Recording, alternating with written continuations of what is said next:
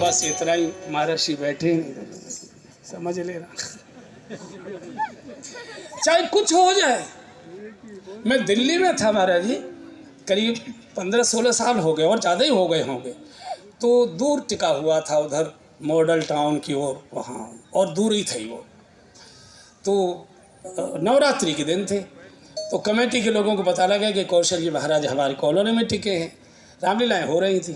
तो वहाँ के 2-3 बंधु आए, तो उन्होंने कहा कि महाराज जी कल आपकी कथा का समापन है और कल हमारी रामलीला का भी समापन है, रावण दहन है, तो आप उसका शुभारंभ करते जाइए रावण दहन का। मैंने कि मैं तो कथा में जाऊंगा और संभव नहीं है, वो मैं टाइम का बहुत पाबंद हूँ। तो एक सज्जन बोल पड़े कि हमारा रावण दिल्ली में विशेष है। हमने क्या विशेष है? बोले सबसे ऊंचा है। मैंने कि रावण सबसे ऊंचा?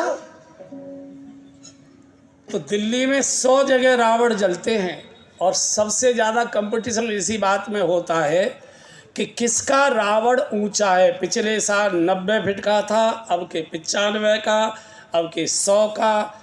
मैंने भी सिर पकड़ लिया, हे भगवान, जिस शहर में रावण की ऊंचाई बढ़ाने का कंपटीशन चलता हो वह राम कहाँ दिखाई देंगे? वहाँ तो राम दिखाई देते। तो ये जो धार्मिक आयोजन होते हैं देखने में ऊपर से बहुत अच्छा लगता है, लेकिन भीतर कहीं न कहीं ईर्ष्या और द्वेष होता है। जगह जगह रामलीलाएँ होंगी, अभी आएगा क्वार आ रहा है, जगह जगह रामलीलाएँ होंगी, लेकिन आचरण कहाँ जा रहा है? बहन बेटियां सुरक्षित क्यों है? लोग आचरण से गिर क्यों रहे हैं? इतनी मिलावट क्यों हो रही है?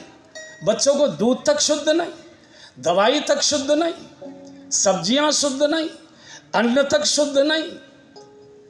कहाँ जा रहे? हर मोहल्ले में रामलीलाएं, हर शहर में रामलीलाएं, एक एक शहर में कई कई रामलीलाएं होती हैं। आचरण तो रावण का भी इतना खराब नहीं था। रावण भी अगर अपहरण करने गया था तो साधु बनकर गया था।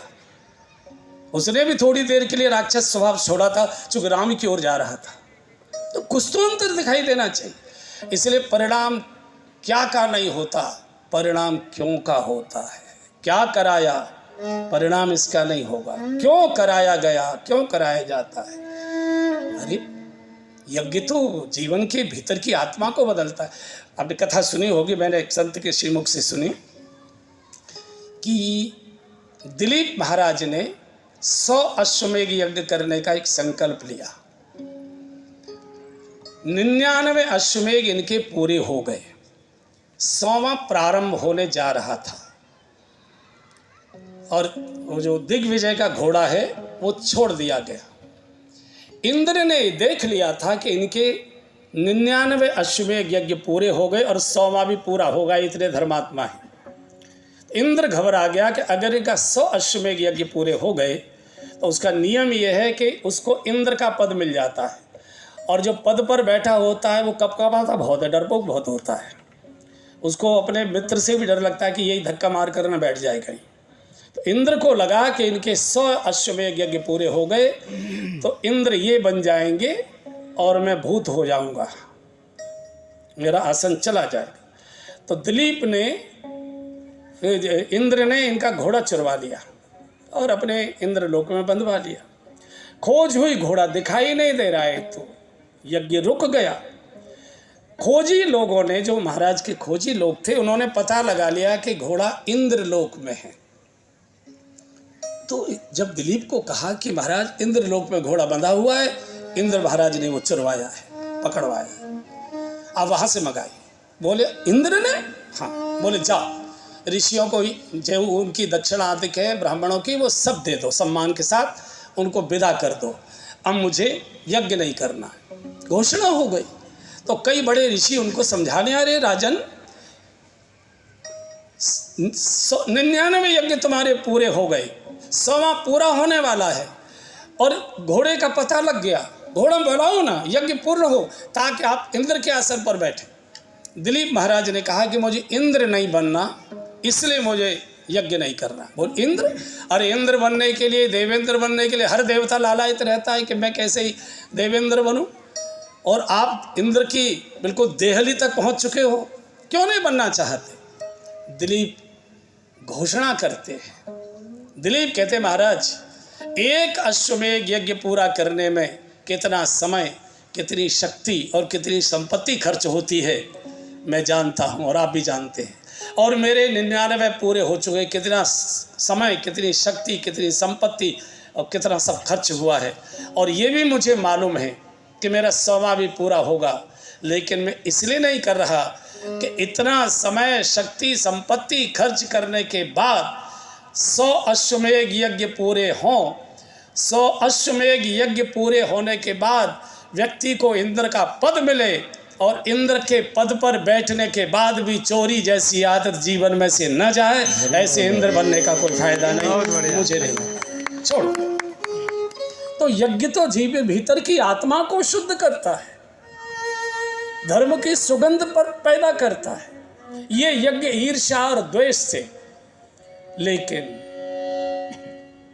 भृगु ऋषि ने बहुत अनुनय विनय की, भगवान शिव की बहुत प्रकार से भृगु ऋषि ने हाथ जोड़कर भगवान शिव की प्रार्थना, हे भोलेनाथ, बाबा भोलेनाथ, बाबा भोलेनाथ, मेरी नैया को उबारो ना।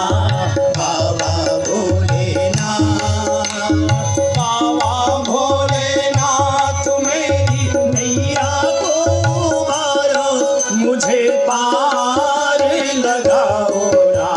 बाबा भोलेनाथ, बाबा भोलेनाथ, मेरी नैया को उबारो ना। बाबा भोलेनाथ, तन पे लगाई भस्म, सिर चांद सोहे है, सर्पों की माला है।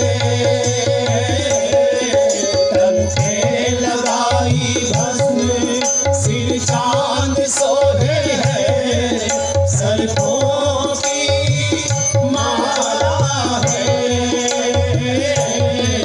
धारे जटा में गंगे, माथे पे है कुंड, ये डमरू वाला है।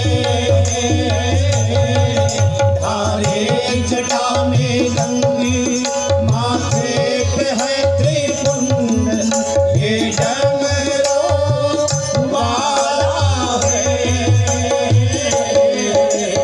विश्व की कर दी, विश्व की कर दी, सबका काम बनाता है।